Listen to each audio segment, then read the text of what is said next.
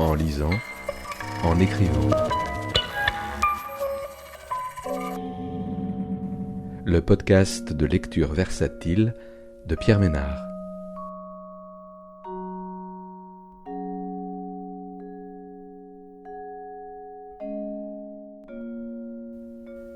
Aujourd'hui, Archipel d'Hélène Gaudy, paru aux éditions de l'Olivier en 2024.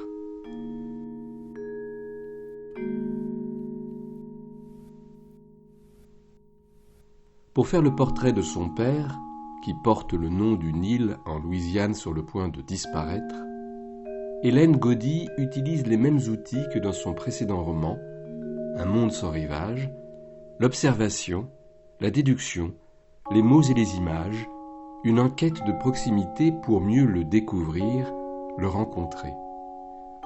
Un récit sensible et mélancolique sur cet homme secret qui lui confie ses écrits, lui ouvre la porte de son atelier aux allures de cabinet de curiosité. Un rituel pour que les images de sa vie, les 1000 morceaux qui en font le bonhomme qu'il a toujours été, lui soient quelque part rendus. Plus qu'un hommage de son vivant, c'est une déclaration d'amour aux proches, parfois si lointains. Un livre sur le rapport à la famille, à la mémoire, au lieu et au temps.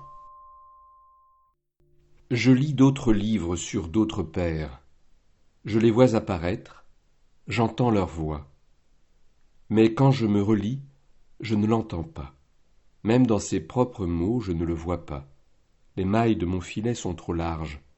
Elles ne gardent que les objets, les poèmes, les voyages. Mais lui, comment m'appelle-t-il ? Il faudrait que je lui téléphone à nouveau pour savoir, pour l'écrire. J'aime et redoute ce moment où l'écriture ne consiste plus à raconter, mais à agir. Il va falloir se donner un peu de temps, laisser reposer les phrases pour que certains mots se détachent d'eux-mêmes. Lui faire lire les mots écrits et, quand il les lira, voir s'ils changent de couleur au contact de sa mémoire. Recueillir ceux que peut-être il finira par dire. Recommencer. Tout passer au tamis de nos attentes.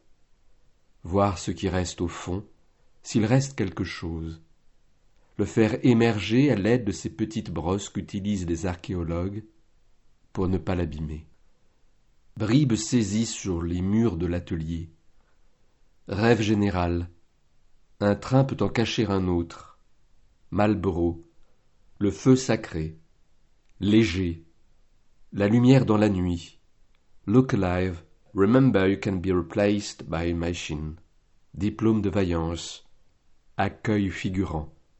Non merci. Rien à voir. Le bonjour du passant qui a passé l'hiver. J'ai tenté ma chance, dommage. Vendredi 18h. Je vais voir la mer, je reviens. Je pense aux capsules temporelles, censées garder la trace de nos vies, à ces objets qu'on enterre pour dire à ceux qui viendront quelque chose de ce que nous avons été. En 1936, à l'université Oglethorpe, à Atlanta, l'une de ces capsules a pris la forme d'une pièce entière nommée la crypte de la civilisation.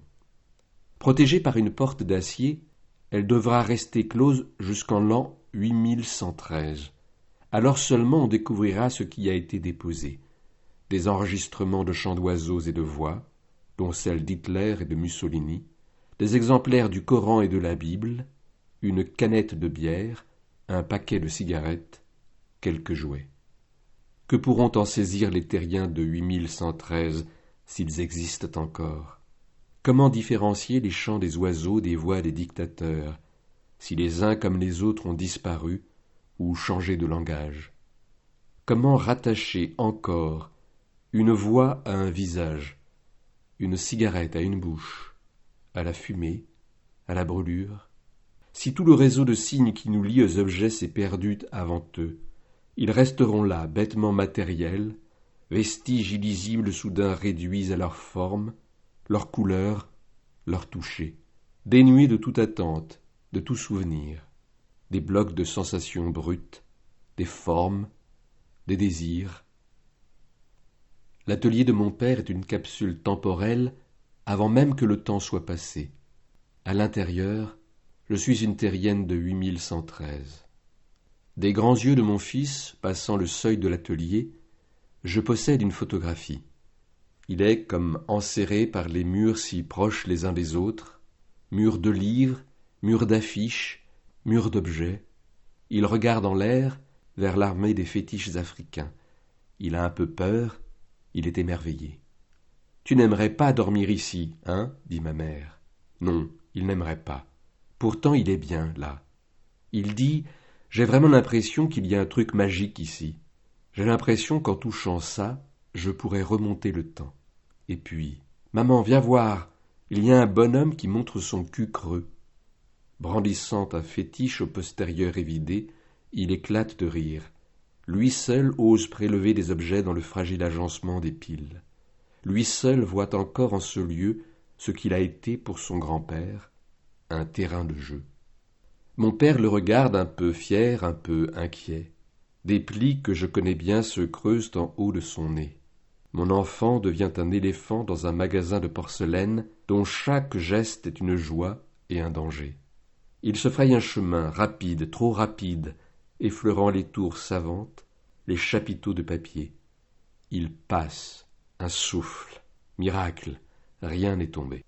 Moi aussi j'ai été l'éléphant dans le magasin de porcelaine de mon père. Et maintenant je tremble à mon tour de peur qu'un objet se brise, que la colonne d'enclumettes, lourdes et pointues, comme un buisson de dagues, tombe sur le corps de mon fils, et je me demande si je n'ai pas fini, avec les années, par construire mon propre magasin de porcelaine, dans lequel ce petit éléphant se promène encore librement. Près d'un bol contenant des dizaines de cadrans de montres, nous entendons un tic-tac. Quand nous prenons le cadran survivant dans nos mains, celle de mon fils petite, la mienne à peine plus grande, il retourne au silence. On le secoue, on le tripote, rien à faire. Ce n'est qu'une fois reposé parmi ses semblables qu'il se fait de nouveau entendre. Il faut le rendre à la compagnie des autres pour qu'il reprenne son léger bruit de temps qui passe. Les objets se répondent, fonctionnent ensemble. Nous les dérangeons un instant, puis ils se retournent à leur propre rythme, à leur vie mystérieuse. Peu avant notre départ, mon fils s'écrie « Ça, c'est mon héritage ». Il tient dans ses mains une graine qu'il veut emporter avec lui. Polie, ancienne, sans doute n'est-elle plus capable de donner naissance à aucun arbre, à aucune plante. Mais quand même, c'est une graine. Et au cœur de certaines graines, la vie peut rester très longtemps dormante. Au milieu de tous ces objets, il a choisi comme héritage la seule chose encore vivante. Un jour, mon père m'a avoué qu'il y avait un crâne à l'atelier. Il a écarté un petit tableau comme on dévoile un passage secret.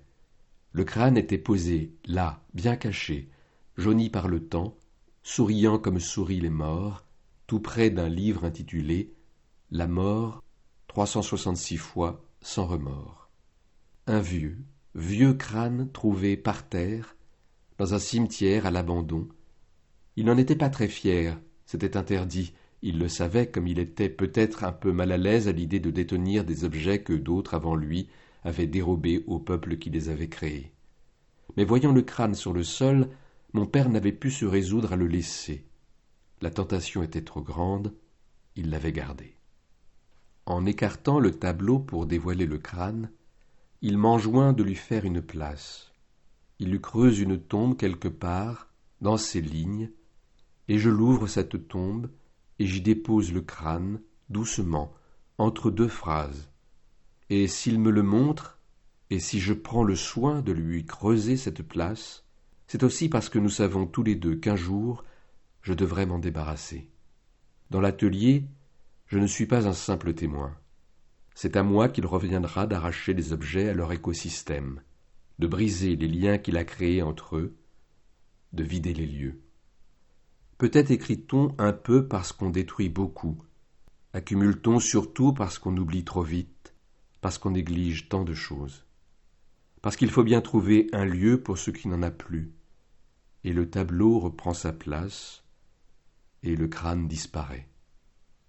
Selon une légende de la tribu des Chitimachas, dont certains membres vivent encore sur l'île de Jean-Charles, le bayou Teche, qui s'est formé dans l'ancien lit du Mississippi, est l'empreinte du corps d'un serpent géant abattu à coups de flèche. Il s'est affaissé lentement vers la terre, mais il vibrait encore, il était pris de soubresauts, et les mouvements de son agonie ont imprimé sur le sol la trace de son corps, tout en creusant son lit de mort.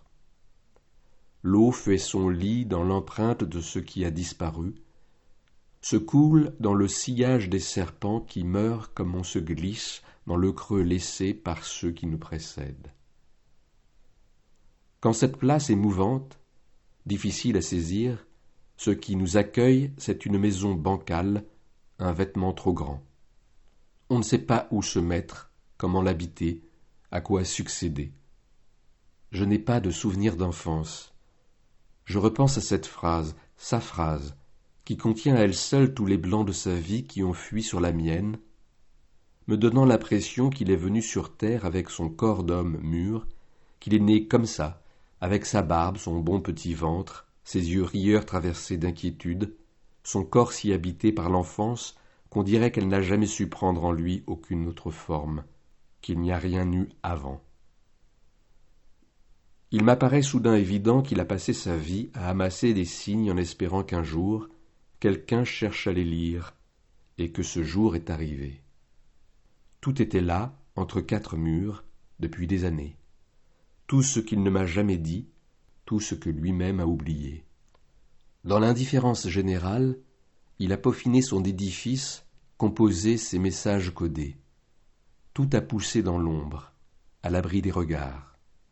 Peut-être pour dresser son portrait, faut-il renoncer à fissurer sa carapace pour explorer ses aspérités, le lire en braille, en décalé, dresser un portrait du dehors, des marges, de l'ombre, préférer aux grands mouvements de la vie les scories qu'il dépose, la coquille avant le cœur, l'archipel qu'elle dessine sur la terre où on l'a brisée. S'il en a perdu le souvenir, peut-être les objets portent-ils l'écho de ces vies invisibles. Ils se tiennent encore dans l'ombre de mon père, mais leur simple existence suggère le basculement, le moment où ils gagneront, leur présence qui s'étend. Tous ces fétiches en rang, ces babioles, ces ficelles, toutes ces couches comme une mue, une peau. J'essaye de les prendre de vitesse, de les écouter tant qu'il est là pour traduire. Je marche sur les traces de mon père comme un pisteur dans la neige, des traces neuves, encore vives, que je voudrais interroger alors que ses pieds viennent à peine de laisser dans le blanc leur empreinte. Les saisir et le saisir, lui, dans le même mouvement, voir comment il les voit, comment il les comprend, que chaque trace suscite une parole et chaque parole une nouvelle trace. À mesure qu'il vieillit, que quelque chose en lui se fait plus friable, mon attention s'aiguise, s'alarme, rassemble les pièces d'un pulse que lui-même semble avoir perdu. Il est encore là, il n'a pas disparu, il est juste un peu plus loin devant. Il se noie dans la brume, il martèle la neige, je me dépêche.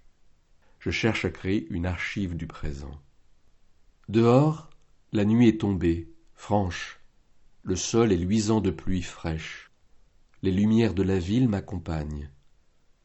Je vais me donner un an pour le connaître autrement que par nos mots, ou avec eux s'ils nous viennent, pour chercher avec lui la chimère, tracer le lit de notre serpent.